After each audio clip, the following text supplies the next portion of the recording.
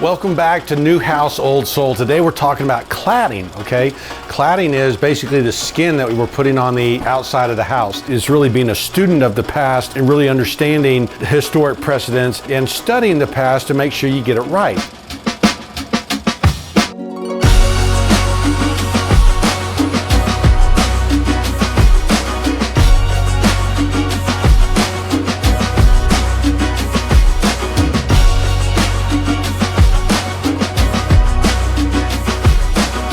Build Original Series, hosted by Brent Hull. New House, Old Soul. Sponsored by Stellar Floors and the Unico System.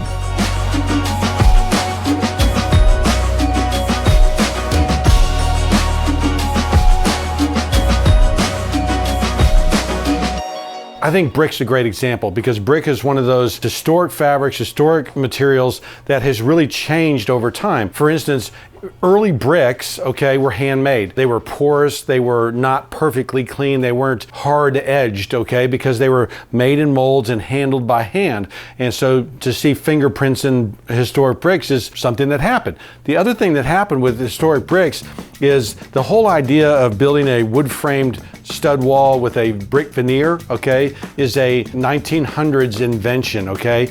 Most houses up until the late 1800s were almost always solid masonry if they were made from bricks. And so when you have a solid masonry wall, like my building is a solid masonry wall, if you figure a brick is 4 inches wide, you have 3 widths, what they're called, of bricks, and you have a 12 to 16, 18 inch wide wall that has to be bonded together, okay? And so you can't lay up 4 different or 3 different walls without hooking them together. And when you hook them together, it's called a bonding pattern. The Georgian house that we built has a English bond pattern, and there's a Flemish bond pattern. And those bond patterns are the ways the bricks are laid together, and it changes the character and look of the house. Understanding how bricks are put together, understanding the story of how brick walls were made, influences how brick walls look and how they look on your house. This isn't something that you drive by and go, oh look, they've got an English bond, right? It's something that you drive up and you look at it and you go, oh look, the brick has a texture. It's kind of interesting. What's going on with that? Why do I like that? And so it's a layer that we're putting into it, but understanding that tradition, right, elevates the quality of your house and gives it that old soul. Looking at a big picture, there's wood clad, okay, there's brick, and then there's stone, right? Pretty easy. The problem is that the layering of these different details is really the old soul that you want to dial up and make sure that you get right. The Granbury house is a good example. That's a balloon framed house and it has a beveled drop siding on it. I'm a preservation guy, I'm a traditionalist. What that means is that all the other materials that have come behind it, the aluminum siding of the 50s, the vinyl siding of the 70s, the hardy siding of the last 20 years, those are all meant to copy wood, okay? So if I can put wood on my house instead of hardy, and I find that there's people who really quickly want to put hardy on an historic house, I'm just like, time out, why? The problem with hardy is it has a reveal of about, a quarter of an inch, right? Historic, drop siding sometimes has a drop of 3/4 of an inch or half an inch. And so that is a very subtle detail, right? It's a 1/8 of an inch, right? But it can make all the difference in the world. If you take, a historic house and side it in hardy, it's going to have a monotonous look to it because it's going to be almost too perfect, right? There's no undulation and there's no texture with wood and things like that. And you go back to the colonial period, they actually face nailed their siding. So the Paul Revere house has 4-inch wide siding on it that's face nailed, right? Talk about texture, talk about putting an old soul into your house. That's the kind of layering that I'm talking about that can really transform your house and make it look special. I look at the new siding products that are all meant to look like wood. My take is, look, if we craft really well, and if we build the way we should be building, there's no reason why I can't put wood siding on a house, right? Why would I substitute it for something that's trying to be like wood? Why don't I just put up wood? And so what that means is that I'm not putting up cheap wood. I'm not putting up wood that's going to rot really quick. I'm putting it up in a way with air behind it and everything else so that the paint doesn't peel, because that would be, one reason why, aluminum siding in the 50s was so popular is because you didn't have to paint it again. You're overcoming doing the maintenance piece, and if we're building in a quality way, there's no reason why that shouldn't be a 100-year product. And so I am not advocating for new products that are meant to look like old products. I'm not putting on a brick house, I'm not putting a brick tile that gets mortared on, right? I want real products on my house. And so, part of putting that old soul into the house is exactly what I'm describing. Going back with that traditional, going back with the real. So we talked about brick, and we talked about their traditions, and I talked about, the English bond and the Flemish bond. And basically, if you think about your brick walls, I got 3 brick walls here. That bonding pattern is me taking a brick this way and bonding the 2 walls together, right? And then what happens on the face of the brick is you see headers and runners going across there, and it breaks up the monotony of a straight running bond.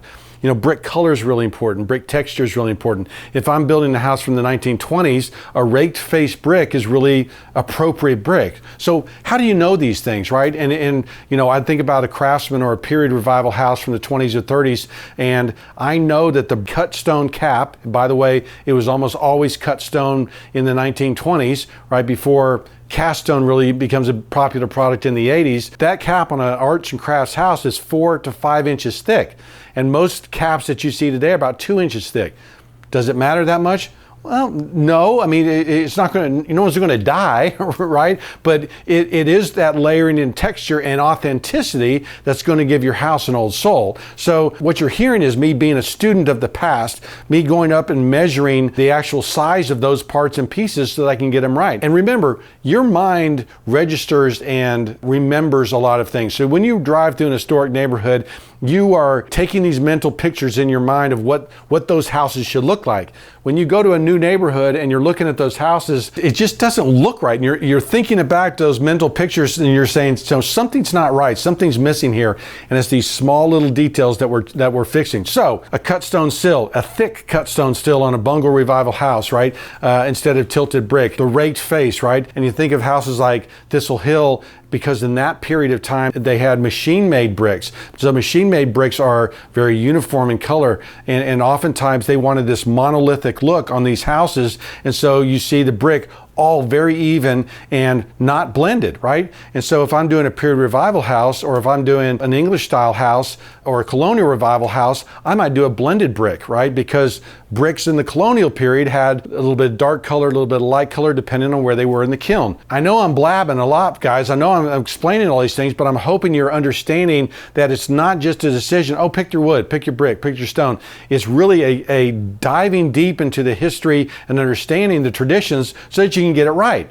The Pennsylvania farmhouse is a good example of a house where we went the extra mile to make sure that we had the right look. The problem in Texas is we didn't have that black stone. We got the stone from Pennsylvania because we needed those colors. We also were students of how they laid up the corning. We were students of how they built the timber framed windows, so that the authenticity, right, and really we're going for in our new builds, authenticity, historical authenticity, appropriateness, so that it looks right and reads right. What we want from our client is when they drive up to the house, they don't know what time period they are in. It doesn't look like a new house. It feels like a very old house. And getting your cladding right, I'm asking you to spend an extra day, right? An extra few hours on Google trying to do some research. The reason I have this library and all these books is because I want to understand the precedent. And I've got a book over there in Western Pennsylvania architecture, and I pulled that book out for, this study to dig into what those photos were, dig into what those houses looked like,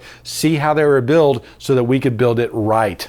Guys, I could go on and on for another 30 minutes describing the different architectural traditions and cut stone in England. I've told you the story, or you may have heard me tell the story about the architect from England, Quinlan Terry, who's building a house in Dallas, and he came over and visited, and they were building the cut stone with 3/8 of an inch mortar joints. And he said, stop, you can't do this. You've got to stop. They had to stop the whole project, and they had to re-engineer the stones because he wanted an 1/8 of an inch mortar joint in there. Why? Because that's the architectural precedent. That's be the thing that's going to help it last longer. And so small little details, the size and scale of these things, I'm encouraging you to be a student of whatever house style you're trying to build so that you can get it right. That 1908 Italian Revival house was Sanguinet and Stats. They were the architects, really high-end architects, really well-built house, a beautiful cut stone columns on the entry, beautiful architectural proportions and details. And it was a stunning house when it was built in 1908, and it's still stunning today because of the architecture, integrity, and beauty. So I want to show you kind of how they were thinking about things. I'm going to show you the front, which is so awesome, and then the back where they missed and why they missed, and help you understand. And I think it's pretty obvious to everybody who's seen it. The front's awesome, the back is And so I don't want you to build houses that are right? I want you to build houses that are awesome, and copying the past, looking at the past, practicing the past is going to be the thing that's going to make the difference. And being a student of the past really does matter, and really can infuse that old soul into your new house.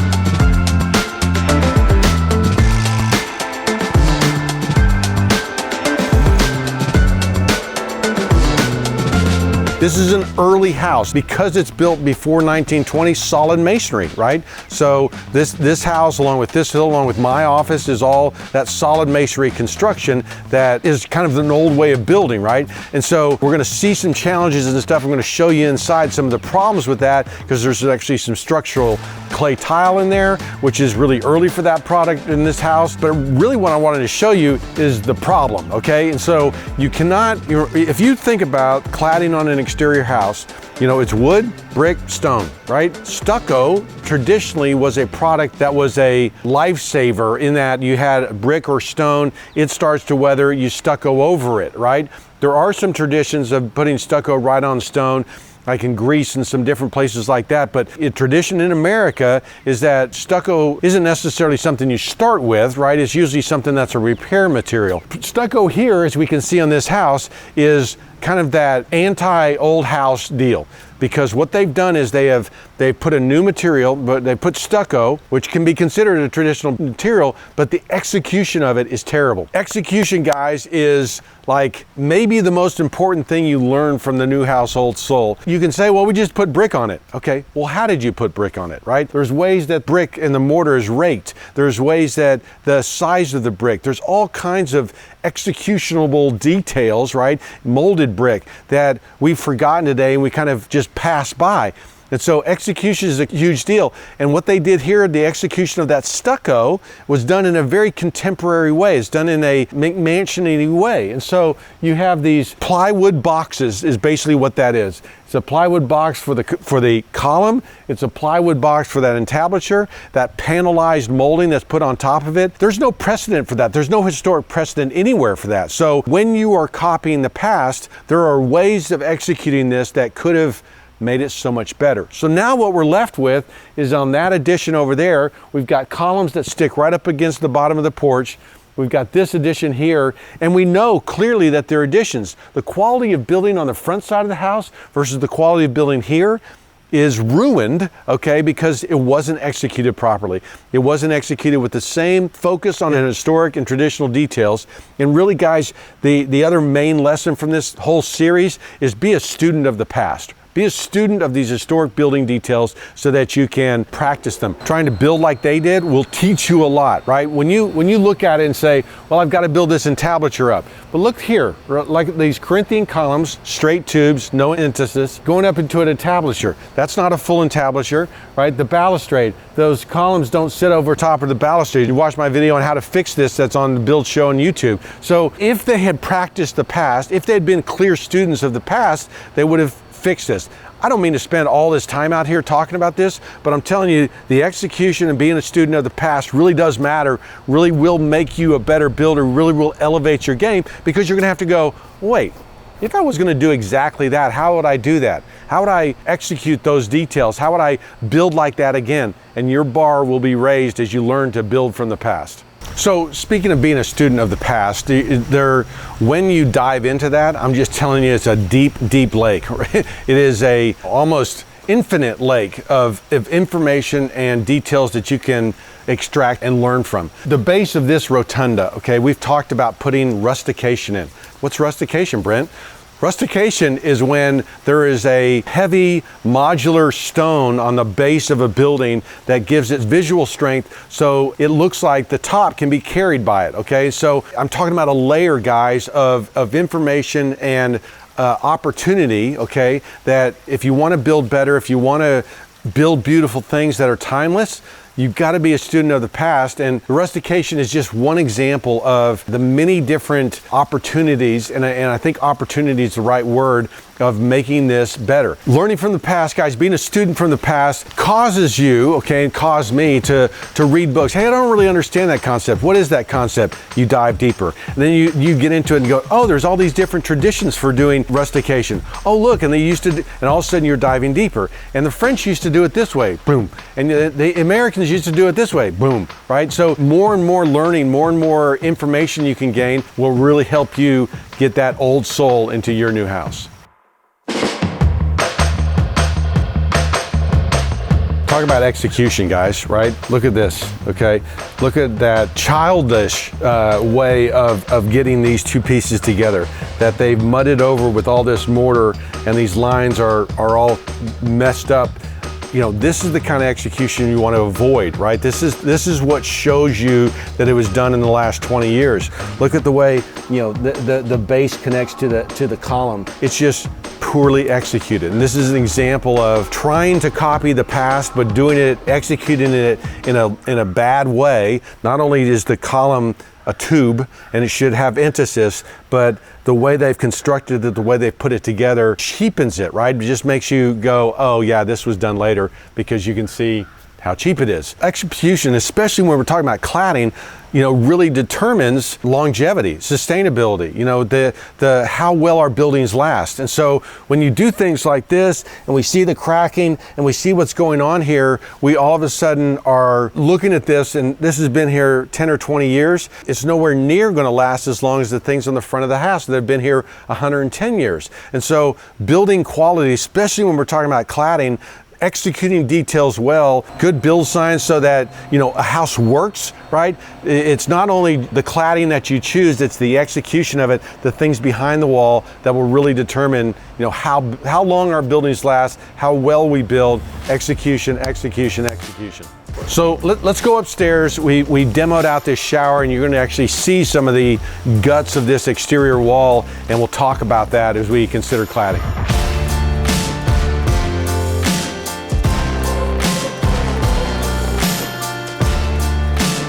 A previous owner basically chipped away the interior of the wall here so that they could put this plumbing in place. Solid masonry walls, one of the challenges with solid masonry walls are electrical, you know, plumbing, how those things fit inside. So in this case, they chipped all this away so they can make room for it. Look here too, see this? These are called structural hollow clay tiles, and they are typically seen in houses from the 20s, things like that. So this house is pretty early to have that, but fireproofing was a big deal in 1908, and so they didn't want to have exterior walls with wood cladding. They wanted solid masonry walls, which were fireproof, and so that's what you're seeing here. But to understand what's inside your walls, this is a big deal and helps you plan, especially as you're doing renovations. I know it's really popular to expose brick in a historic house, especially maybe from the 20s. I don't find that that's a new house, old soul thing, because historically they wouldn't have done that. There's a reason they covered it up. But we'll sometimes see an exposed brick wall and go, oh, that's so cool, because we don't see it very much. Just be careful where you're using that, how it's being used, because sometimes it can come across as a cliche as opposed to being something that's contributory and really selling that old soul.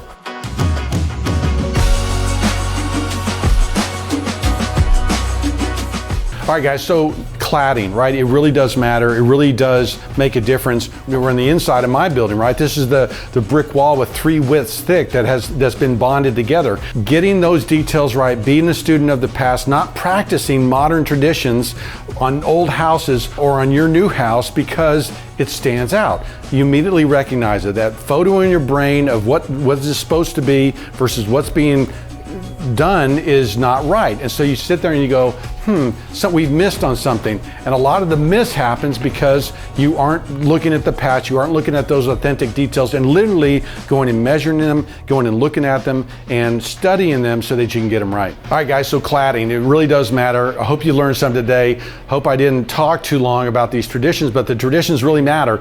And the traditions are the old soul that if you want to infuse them into your house, you need to be a student of the past. You need to be a student of these details so that you can get them right, you can nail them and get that old soul into your new house. I'm Brent Hull. Thanks for watching.